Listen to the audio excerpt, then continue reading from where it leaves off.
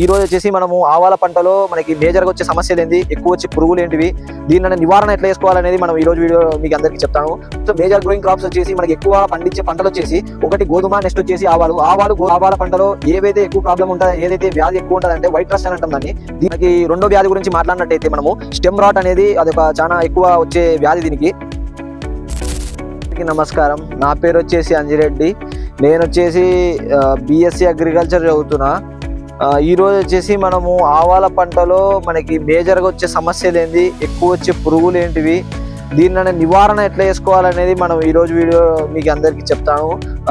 కొత్తగా వచ్చే రైతులు కానీ, వ్యవసాయంలోకి లేదా పాత రైతులు కానీ ఎలా దీన్ని నివారించుకోవాలా, ఎట్లా మనం గుర్తించాలి, ఇప్పుడు ఒక రోగం వచ్చింది మన పంటకి లేదా ఒక పురుగు పట్టింది అదే నువ్వు ఎట్లా ఐడెంటిఫై చేసుకోవాలో ఒక చిన్న టెక్నిక్స్తో సింపుల్ వేలో నీకు ఎట్లా దాన్ని నివారణ చేసుకోవాలి అనేది మనం ఈ వీడియోలో నేర్పిస్తాము. గ్యాస్ ఇప్పుడు నేను వచ్చేసి మధ్యప్రదేశ్లో చదువుతున్నా, గ్వాలియర్లో బిఎస్సి అగ్రికల్చర్ థర్డ్ ఇయర్ చేస్తున్నా నేను.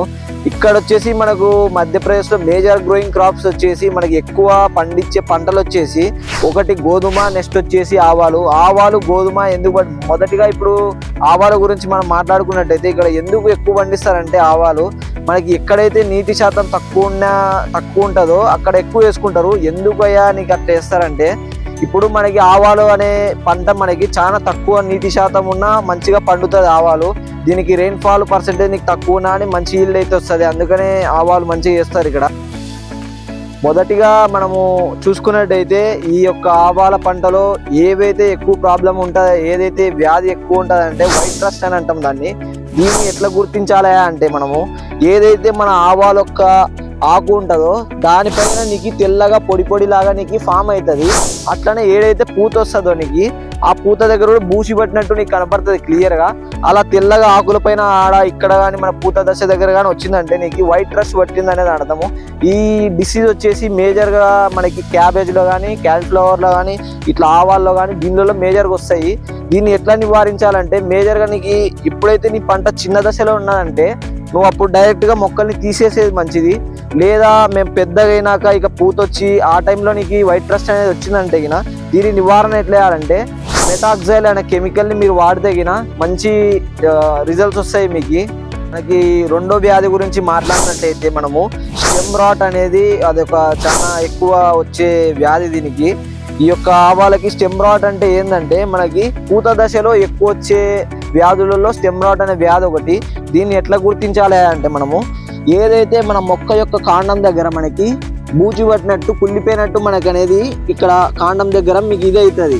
దీనివల్ల ఏమవుతుంది అంటే మొక్క బరువు అంతా నీకు ఇది పడిపోతుంది, మొక్క చనిపోయేలాగా చేస్తుంది మనకి మొత్తం లాస్ట్కి. దీన్ని ఎట్లా నివారణ చేయాలంటే మీరు ఎక్కువ క్రాప్ రొటేషన్ అనేది క్రాప్ రొటేషన్ అంటే ఏంటంటే పంట మార్పిడి అనేది మీరు చేసుకోవాలా.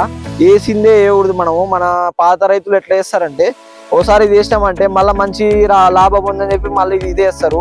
దీన్ని నివారించాలంటే కొద్దిగా అట్లా వేసుకోకూడదు. పంట మార్పిడి అనేది ఖచ్చితంగా చేయాలి మనము. నెక్స్ట్ వచ్చేసి నీకు మొక్క నుంచి మొక్క దూరం అనేది మనకు చాలా జాగ్రత్త చూసుకోవాలా, ఎక్కువ దగ్గర కూడా ఉండకూడదు. ఇది దానివల్ల కూడా వచ్చే అవకాశం ఉంది. నెక్స్ట్ వచ్చేసి మనకి ఇక్కడ చూసినట్టయితే ఎక్కువ కలుపు అనేది నీకు కనబడుతుంది. ఇట్లా కలుపు కూడా మనము నీట్గా క్లీన్ చేసుకోవాలా. ఈ యొక్క పొలంలో మనకి కలుపు అనేది ఎక్కువ ఉంది. దీన్ని చేసుకోవడం జరిగితే మనకి ఖచ్చితంగా స్టెమ్ రాట్ అనే వ్యాధి నుంచి మనం బయటపడతాము.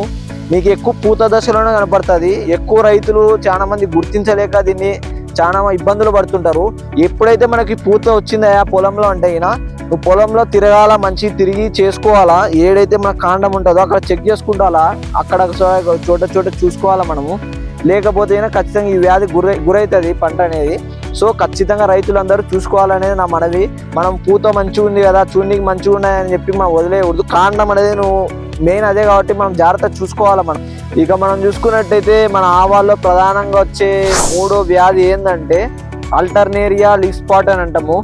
దీన్ని ఎట్లా గుర్తిస్తామంటే మనకి ఏదైతే రండి కెమెరా దగ్గర మనకి ఏదైతే ఈ యొక్క ఆవాల యొక్క ఆకుపైన మనకి నల్లటి చుక్కల్లాగా మచ్చల్లాగా ఇట్లా వస్తాయి మనకి. ఇప్పుడైతే ఇక్కడైతే ఏం లేదు, ఆ లీఫ్ స్పాట్ అనే రోగం లేదంటే నీకు నల్లగా చుక్కల్లాగా ఇట్లా బ్రౌన్ కలర్ అనేది వస్తుంది మనకి ఆకుల మధ్యలో.